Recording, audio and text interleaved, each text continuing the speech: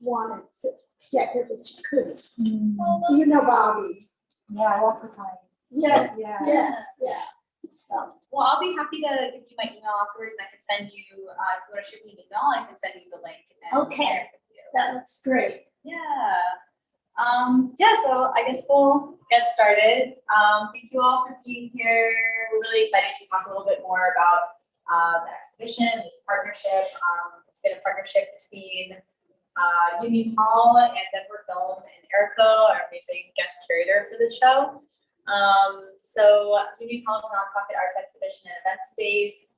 We mainly support emerging artists and curators in the Denver area and do a whole range of interdisciplinary events as well in our space.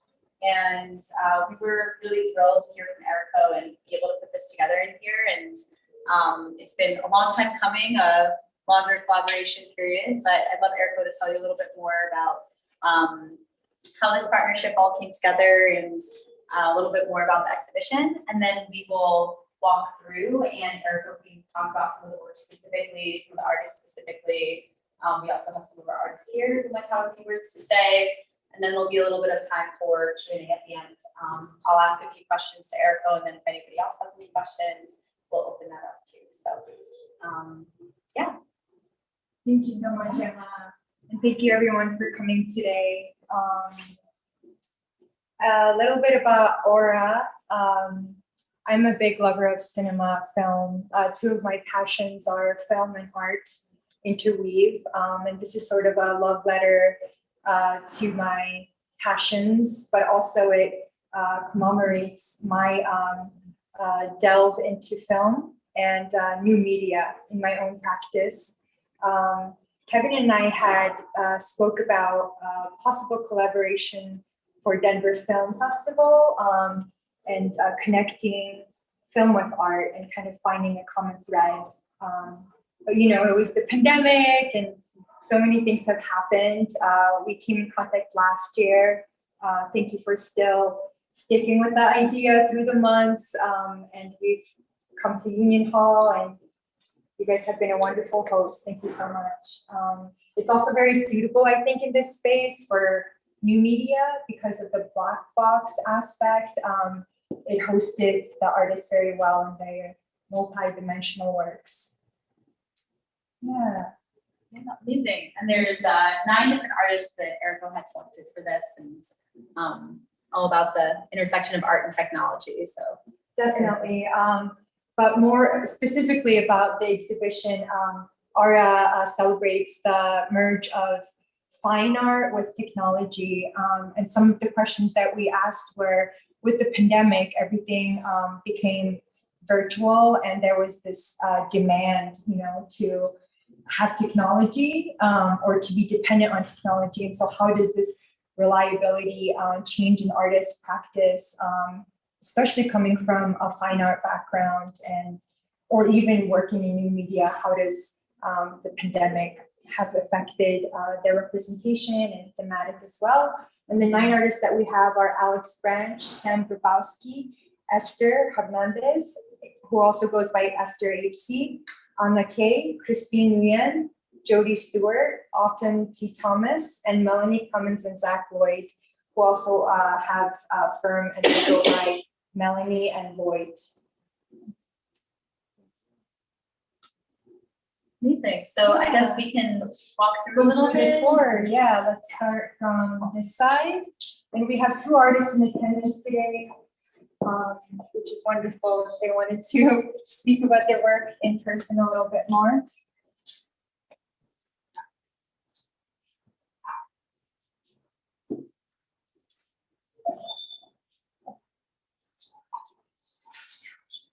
Here we have Anna Kay. Anna Kay, the artist, is in attendance today. I will read a little bit from the statement. This piece is called Flux Infuse. It's a hyper-realistic charcoal drawing featuring a candle sculpted with melted wax made by artist, educator, and curator Anna Kay. The drawing is superimposed with the video projection of a continuously looping candle flame. Anna shares her piece. A candle, one of the earliest inventions of the ancient world, is juxtaposed with modern technology, in the form of projected light to further the act of illumination and the transcendence of a symbol through time. And if Anna wanted to, the artist is a person here in attendance. So I'm Anna Kay, and I made this piece with the show in mind, actually. And the actual candle is smaller. And then I enlarged it to create greater impact when you come and view the piece. And it's all charcoal. And then I take that original still life, which is the ones in the candle. And then I use my, my video equipment and take a video of it as it melts. So this one was tricky because once it melts, it changes.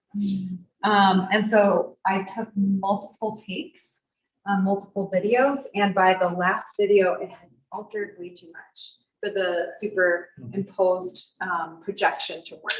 So this is one of the first takes that I did. And yeah, so that was my main kind of activity in creating the piece with that still life material, the charcoal. And then just the concept, I felt like all that we went through in the last several years, kind of the turmoil and the chaos that we've been feeling, I've been more and more going into candles just as a way to calm myself and to contemplate and to kind of internalize and think more about, the challenges that we've been experiencing. So, but I also like to keep it an open concept since it is a universal concept of candle, so that each person can put their own viewpoint and own interpretation into the work. Does anybody have any questions? What did the candle smell like? It wasn't unscented. That's a good question because I love scented candles too. But as we probably are all kind of particular about that scent, right? Which has its own interesting kind of connotations to it, the aromas that we surround ourselves with. Yeah, any other questions that you have? So I teach drop-in drawing at the Denver Art Museum every second Tuesday of the month, 1 to 3. It's free with admission. So if you're looking to have fun and draw and get inspired by the amazing work in the museum, come visit me. Again, second Tuesday, 1 to 3 p.m. But yeah, it's an honor to be in the show, and I really admire Eriko as a curator and also as an incredible artist. So I'm very excited to be a part of this exhibition. Thank you, Anna. I was just gonna say, Anna and all the rest of the artists here are artists that I look up to as mentors here in Colorado and just artists that inspire me. And I'm so honored that y'all agreed to this exhibition and made work and took your time and energy. It means so much to me. Specifically, Anna Kay's style really resonates with my own practice. Anna comes from a very academic background, photorealistic drawings, and I love the way that you're playing with projection and the way that it looks, also cyclical to life. I love that. And a very soft glow. We thought that it really represented aura, our title. Yeah. Thank you so much. Thank you. All right, next we'll go to Christine Nguyen.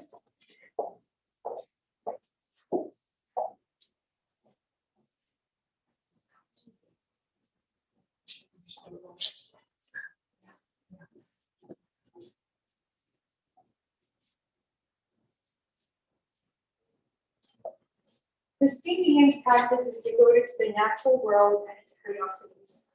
Her work draws upon the imagery of nature, the sciences, and the cosmos, not limited to a conventional reading of realms.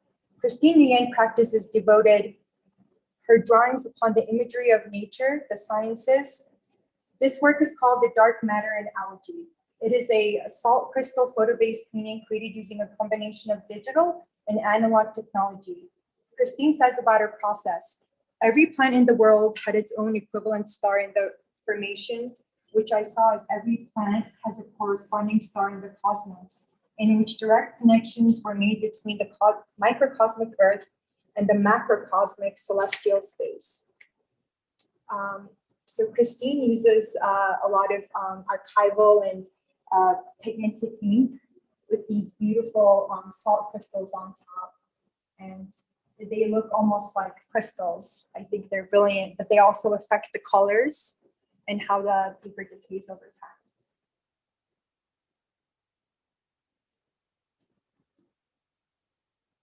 You know how the photo processes were used in here?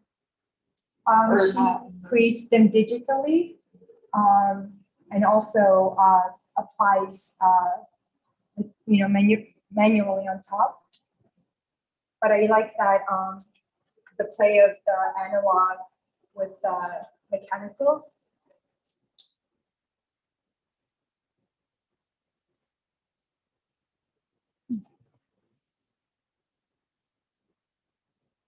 Feel free to get up close if you want to see some more of the crystals. And we'll share also all the artists' social handles and websites after, so I hope y'all can follow the artists as well. Yeah. And next, we can go over here.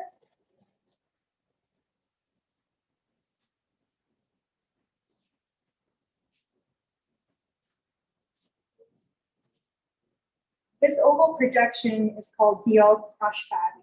It is an algorithmically generated landscape populated with 3D assets created by Clemens and Lloyd, a collaboration between Melanie Clemens and Zach Lloyd. The assets consist of 3D models and textures captured using warped photogrammetry using Clemens's 2020-22 residency in Akureyri, Iceland. The models, which include snow-laden geological features and flora, traverse the space and are rendered at monumental scale. The resulting vinaigrettes suggest the journey of planetary bodies across the thorough virtual landscape, digitally fragmented by impossible camera placements. Zach and Melanie are amazing media artists. They do a gamut of projection, game design, video installation. But this piece to me specifically kind of reminds me of the Altaverse and the simulated empty space.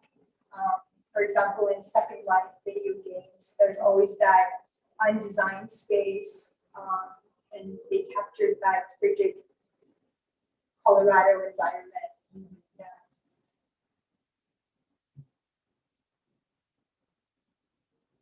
And I'd say the oval element was, more of a last minute addition that sort of feels almost like a portal or a window. Right. Or typically they also install with a lot of light projections, but of course that has to be in a complete dark space, and so they created this piece specifically for the show.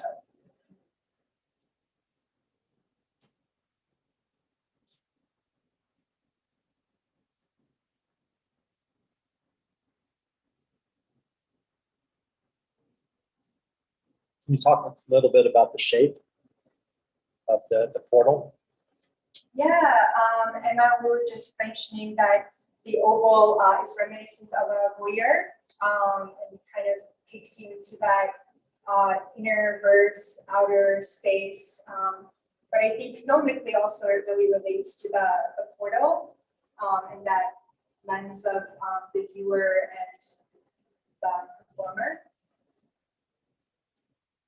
I think the shape makes the piece for me. I mean, if it was full screen or a different shape, yeah, it's a very inviting shape.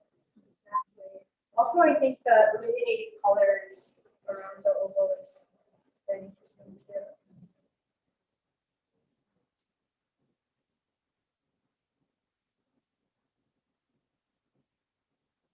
How long is the total projection? See different elements of Yeah. different colors of the outline. It's a little over 3 minutes. It's a little. It's a couple minutes. Yeah. We'll find out. Just stay- stay- Oh, it's like a seamless loop. You won't even be able to tell. Yeah. But if you notice at the outside, right, there's a purplish hue to the outside ring, now there's this greenish. I like the colors change out and kind of like brings out different colors within the landscape as well. We're very cognizant of, I guess, positive, negative space, but also how that's apprehended not only in the metaverse, but also in mind for traditional artworks.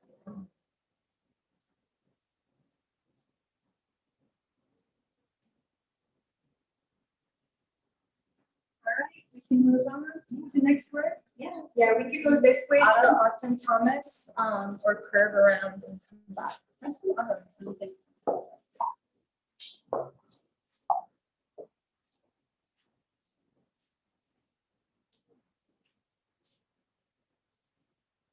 Here we have Autumn Thomas's circular wooden sculpture. It's called Third Eye Musing. Third Eye Musing is a suspended wooden circular ring sculpture with natural engineering rotation created during the pandemic by interdisciplinary artist Autumn Thomas. Her work challenges the boundaries of visual literacy by transforming wood into soft, twisting forms, mimicking the endurance required to thrive amidst the oppression and marginalization of women of color.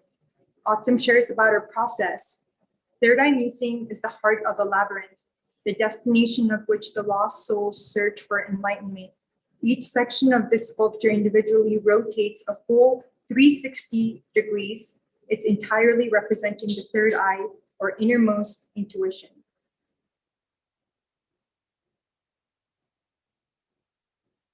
The way that Autumn bends these hard shapes and sculptures, these mechanical shapes, and now use them into these feminine and genteel shapes are very intriguing.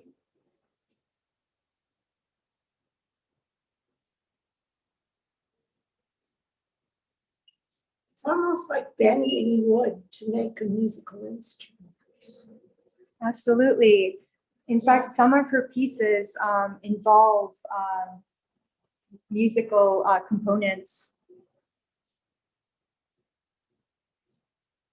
Does she make them intending for the shadows this way? Yes, absolutely. And we're so grateful that we had this area, and the light worked perfectly with this, because typically this space is a black box, but it just creates a much wider composition. And also the way that it's rotating really affects the shadow play. Yeah, and also the continuous play on the number 3. So the 2 shadows and the 1 object.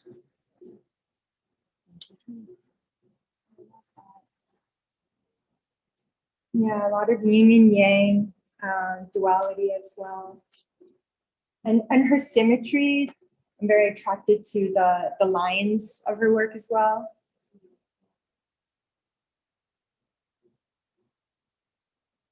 Wonderful. We can go to next artist.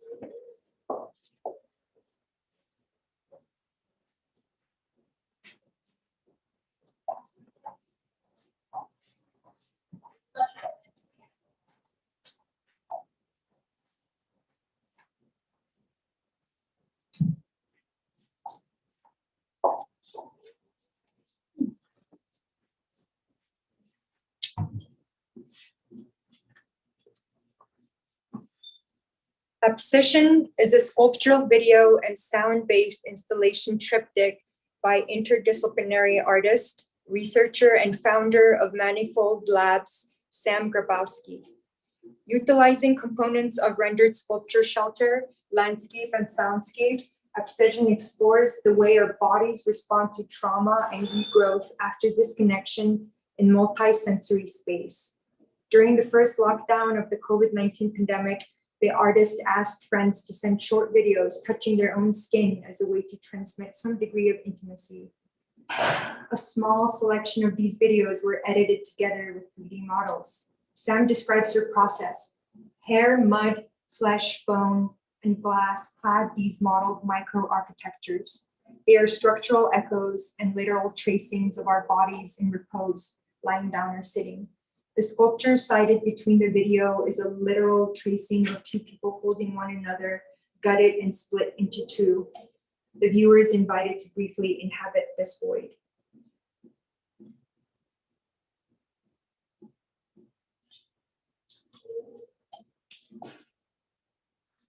Sam's work was monumentous to really experience through this exhibition. They had built this structure really in front of our eyes, and Emma and Jess, Robert, everybody was here to witness, and we all partook in the process. And it was just such a joy to figure out the placement, as well as hearing their ideas of what they were, trying to achieve. Specifically, I really resonated with they use a lot of data and algorithm from life to indicate their forms and shapes. So it's always drawing from this biological source point, even the wave of this mythological snake, or, to me, it represents a snake or a rib that is coming out of the ground and sort of has this like embracing feel to it.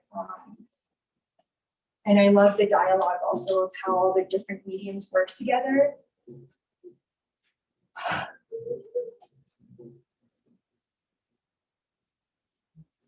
And they, again, built everything really from these dark sands to the base of the sculpture and the lighting. Yeah.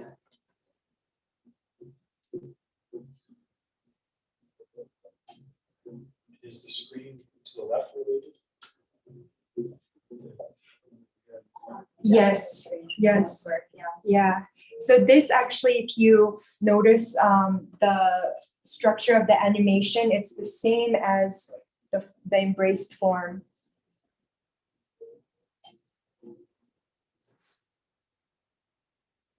And the 3D animation, they use hair, nails, kind of these bodily parts. It has this kind of organic look to it.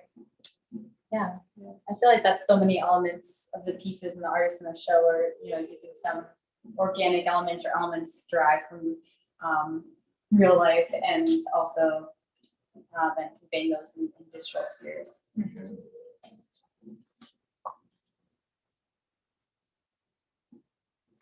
Okay, great. We can move over here.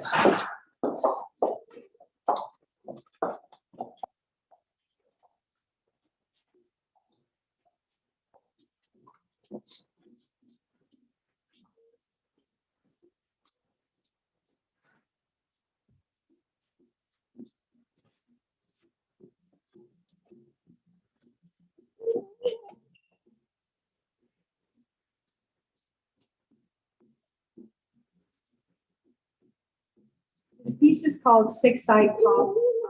It is an NFT animation and installation made by multidisciplinary artist Esther H.C. The artist is in attendance today. This piece was derived from her series of animated NFT loops on the Tezos marketplace. Six Side Pop NFT is based on the failed sketchbook idea for performance art. And I will let Esther, leave it up to Esther to explain the idea behind her piece. Yeah. So that was actually the prior description from the other piece. But this is, I started making animations during the pandemic, because normally I do performance and a lot of installation and kind of in-person experience. But because of COVID, I was kind of a lot more restricted. So I started drawing on an iPad and doing frame-by-frame animation. And this, at the same time, I was experiencing a lot of fatigue and sort of like long COVID symptoms. So sort of processing what was going on in the world. I was at home a lot. I was like glued to the news. And this particular piece is really just about how we're just taking in all of this media more than like we ever have, and that hence, like the multiple levels of eyes. And just that feeling of being completely overwhelmed by everything going on and being overwhelmed physically. I think trying to process that and express it with a sense of humor and playfulness was kind of the aim of this particular piece. And a lot of the series is very playful too. I like to play with a lot of faces and pareidolia and stuff like that. So that's kind of where this is coming from. Esther. I love Esther's work. Esther is very multidisciplinary artist. Esther does everything, and I love your interactive also installations. But I find also a lot of your work deals with trauma and healing. And there's this humor to it, this dark humor almost, I would say, that I really enjoy. Thank you. You know, turning something so a difficult, dark subject into also something processable is very powerful. Is there a choice between the 3 sets of eyes, potentially 2 delineations of the nose, 2 mouths? Any sort of decision around that, or is there any significance to it? I mean, it's about the senses. We ever have been, and just we're very acutely aware of it during COVID, I think. But in the digital age, that's what's going on. Another question I had too, everybody was very interested in the sound. Yeah. How did you choose the sound? Where is the sound from? The sound is a German composer that I found online, and I just reached out to him and asked him if I could use his music because I felt like it fit really well with like that sort of like anxiety and tension and sort of like a driving feeling. And then I just like playing with like character voices and stuff. So that's just it's just a recording of somebody making a weird noise.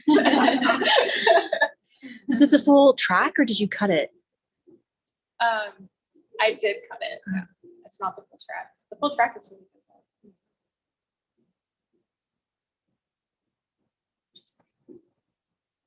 Can people see more of your NFTs?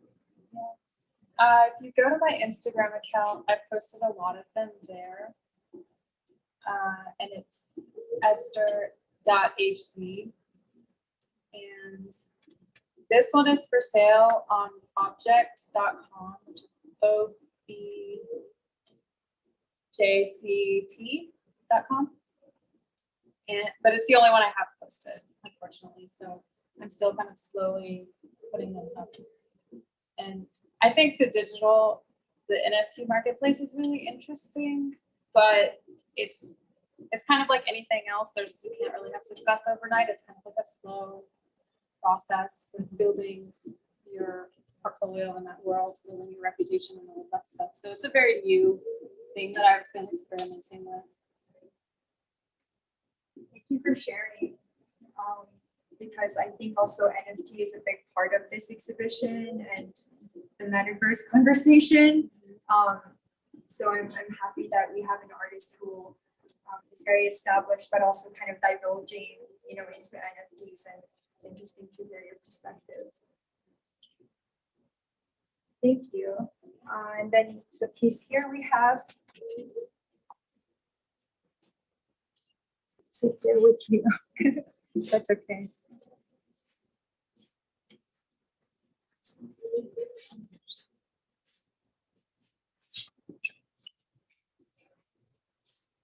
Alex Branch's practice is made up of objects, time-based pieces, collected sounds, musical architecture, and attempted collaborations with the natural world. She creates architectural musical sculptures from salvaged materials that dually function as gathering spaces for the communities in which they are built. Her piece sculpture, Fallen Tree, consists of a wooden log with an embedded monitor flashing tree-related images. Employing humor and material modification, fallen tree examines both the delicate and fraught relationship shared between man and the natural world using binary elements of representation.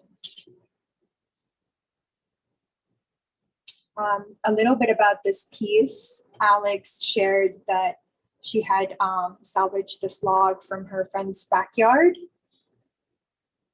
Alex salvages her materials from nature. I love that component. Big nature enthusiast.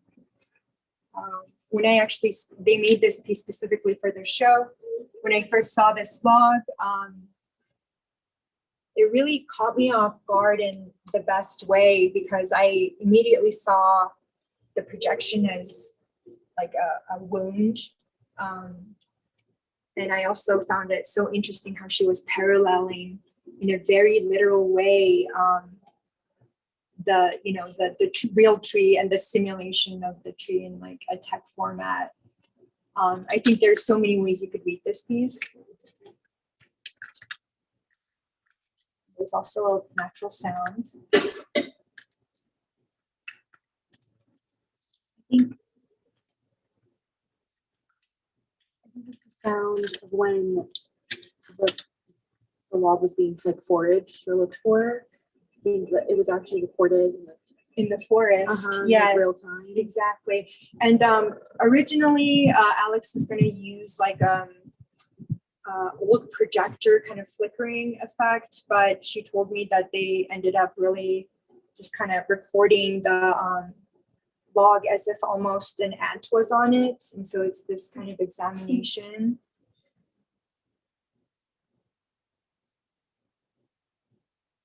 You're a woodpecker too. Mm-hmm. Not now, but at some point. Yeah, just where there's like some little animals. Yeah, you're right. And I love that the piece also requires stillness and time with it to really make a connection, almost like you're in the forest. A lot of the artists in this exhibit have the themes of world within a world, even like Sam and Melanie with the oval de voyeur and this.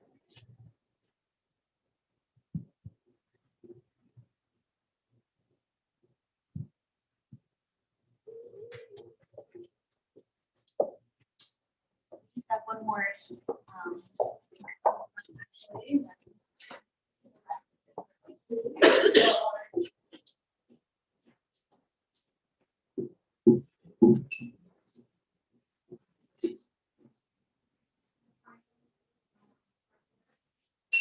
If y'all want to turn out the cell phones and scan this QR code. We also have a few of the QR decals throughout the Colorado building.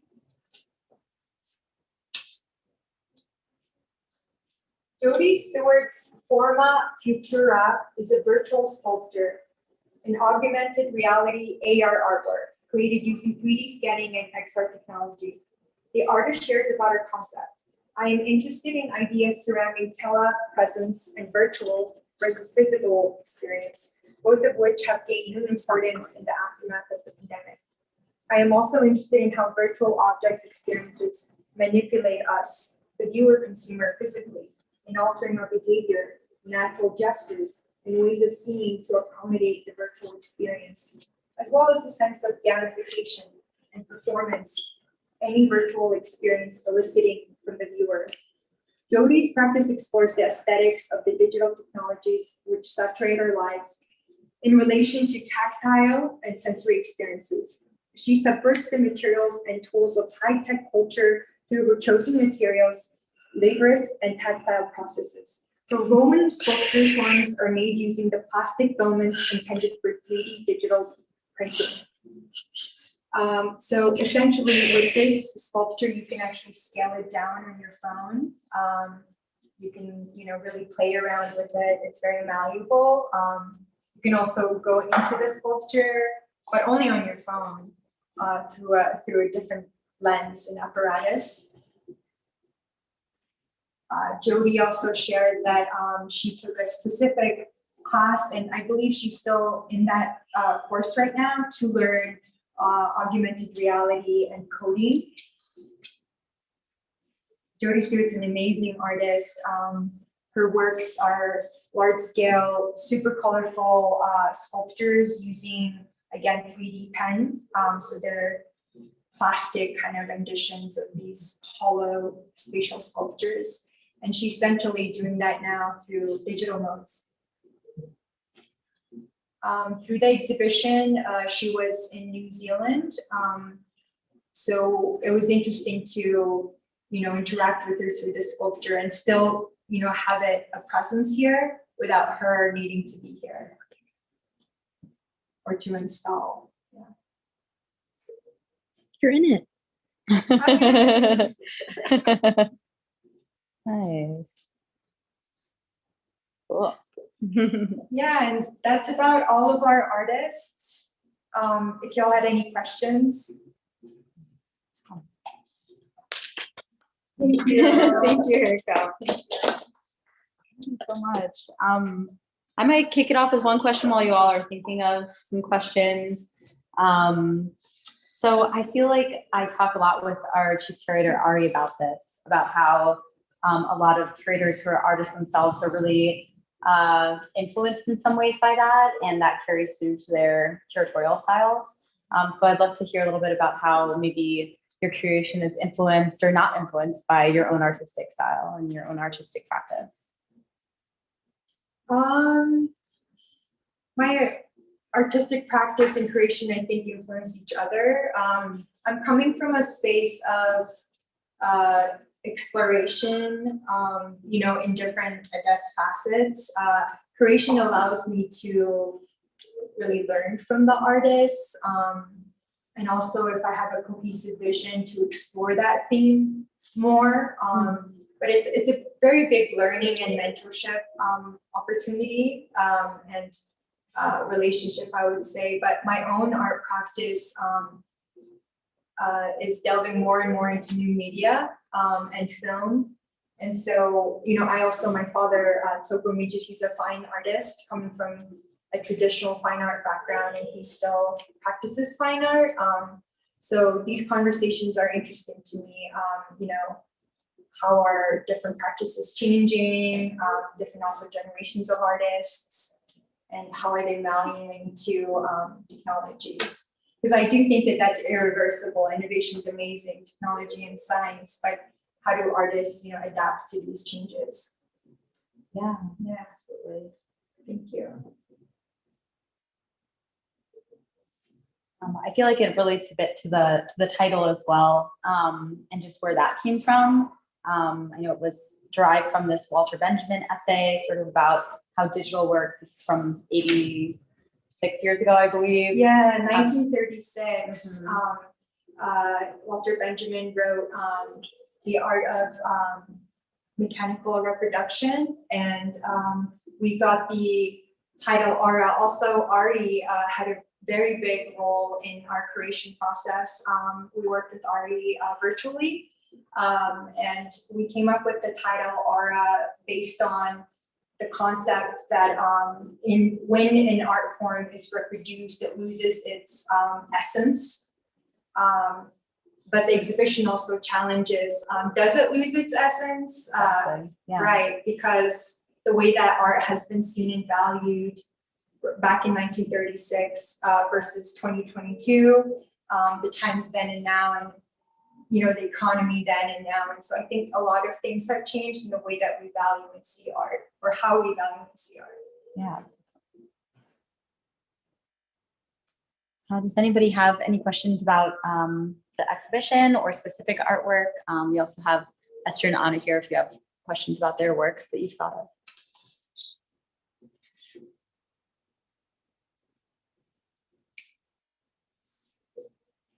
Thank you, everyone. Yeah. And please make sure to check out the artists. They all have their individual websites.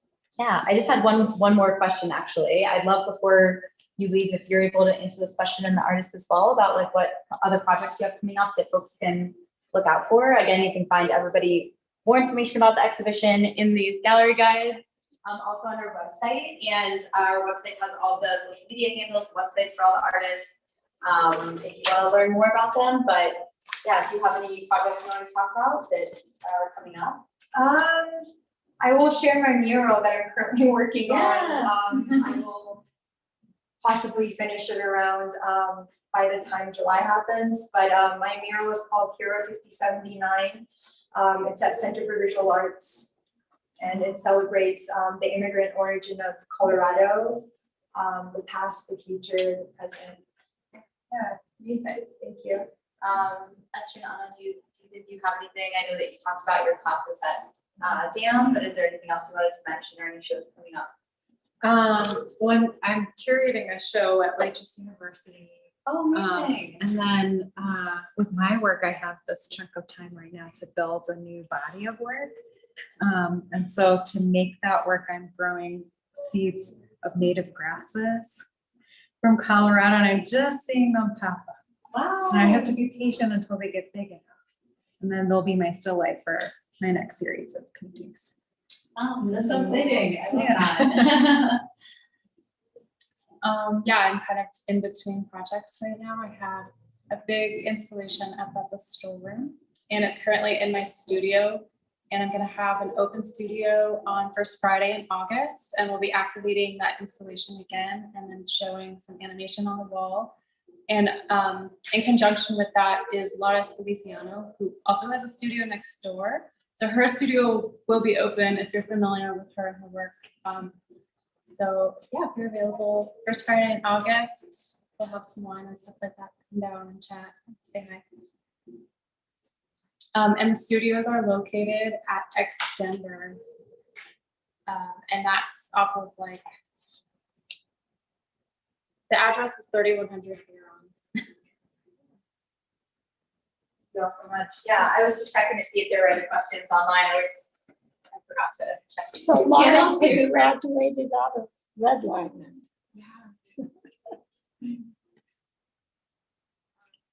Awesome. Well, thank you all so much for being here. Feel free to look around afterwards if you want to dive into the artwork a little bit more, and help yourself to wine and cheese and snacks over there.